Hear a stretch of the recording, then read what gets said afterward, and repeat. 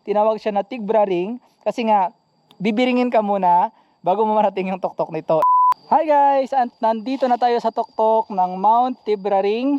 Ito ang pinakamataas na peak sa bayan ng Patnongon sa probinsya ng Antique. And inabot tayo ng almost 2 hours. Ayan. Kasama na dyan yung mga pahinga. And then kasama na dyan yung pagpalipad natin ng drone dito sa taas. So basically yung actual natin na lakad siguro mga 1 hour and 30 minutes. Medyo mabagal lang yun bago natin ito narating dito. And yung ating time is running lang. So ang distance is 3.46 kilometers in 1 hour and 56 minutes or 57 na ngayon kasi nga running lang yung time natin. Galing doon sa may Castro Family Residence sa may sitio na ng Barangay Helia. So pwede pang i-push through yung motor papasok pa sa loob sa paanan nitong gubat para from the gubat papunta dito and then assault packet dito sa tuktok ng Mount Tigbraring. Makikita ninyo yung Mount Iguron. Ayan yung Mount Iguron kung nakikita ninyo yung pointy. And sa taas nyan ito yung Mount Igduao, nakapunta rin tayo dyan. And then Mount Taripis doon naman sa baba niya kasi yan yung trilogy ng Valderrama. And dito, Kangaranan River, palabas yan sa may Ilaures, Bugasong, Antique. And nakikita nyo naman diretso papunta na yan sa far north ng Antique. And medyo cloudy yung panahon ngayon.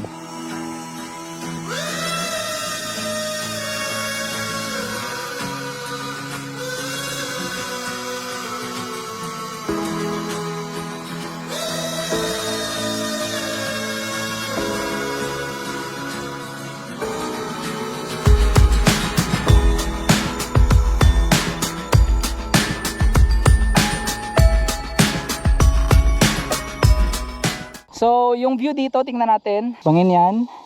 Bangin din dito kaya lang hindi masyadong na-appreciate kasi mataas yung talahib o yung giron and may kugon din. Pero ayan yung view dito sa taas. Dito yung bato. Dito madalas nagpapapicture yung mga tao and doon sa kabila. Gladly meron ditong mini forest sa tuktok so makakapag-silong tayo dyan maya maya. Tingnan nyo naman nag-green kasi nga rainy season na ngayon pagpunta natin. And ang ganda niya. Legit. Hi guys, nandito na tayo sa tuktok ng bato dito sa kabila. Halos magkasing taas lang sila nung una nating inakyat doon sa kabila naman na side. And dito, makikita din natin yung ibang view dito kasi medyo obstructed yung part na yun doon. And likewise, from there, medyo obstructed din yung part na ito dito. So pumunta tayo dito sa kabila, nag-rock climbing tayo papunta dito. And yan. Sa baba niyan, Bugnay, Iguron, Igduao, Taripis, yung mga inakyat din natin na bundok sa part naman ng Bugasong and Valderrama na boundary. Ikot tayo. And then ito yung mini forest dito sa tuktok ng Mount Tigbraring. Andyan yung mga inakyat natin nung nakaraan, yung Danau and Tarao dyan na area. Dyan din yung Patnongon na bayan, banda, and then yung mga Sibalem na area. And dito, part ng San Remigio, dito na part is Antique generally, and doon na part sa kabila, yung mas sa dulo, is part na ng Iloilo. So yan yung view paikot. And by the way guys, tinawag pala ito na Mount Tigbraring or Tigbraring. Yung route tour daw nito is Biring.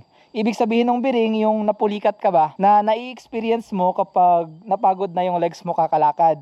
So generally, tinawag siya na Tigbraring kasi nga bibiringin ka muna bago mo marating yung tuktok nito. And again, this is the highest peak sa mga kabundukan sa bayan ng Patnongon, probinsya ng Antique. So there is a vast stretch of mountains galing sa south ng Antique papunta sa north dito sa may Panay. Ito yung isa sa mga matataas na bundok dito sa part na to, and of course leading to the north wherein nandun na yung mga baloy, yung mga Madyaas and Nangted na mas mataas pa, more than 2,000 meters above sea level. And ito again, this is approximately 800 meters above sea level. So paano pumunta dito again? Pasok lang kayo sa may Barangay Karitaan, diretso na ng Barangay Helia. And from Barangay Helia, pwede kayo maglakad from there. Pwede nyo ikat, iwan nyo yung motor nyo doon sa may mga purok-purok. Or pwede nyo pang idiretso yung motor sa baba ng forest, sa paanan. Diyan mo iwan yung motor, maglakad ka sa forest, and then mahaba-haba rin yung lakad doon pero hindi mainit. Paglagpas mo ng forest, konti na lang na push, mararating mo na itong tuktok ng Mount Tigbraring So kung papalarin, hindi ka makaka-experience ng biring, pero kung mamalasin, bibiringin ka muna bago mo marating ang lugar na ito. So yun, I recommend this place kasi hindi maganda siya and hindi pa siya gaanong sikat.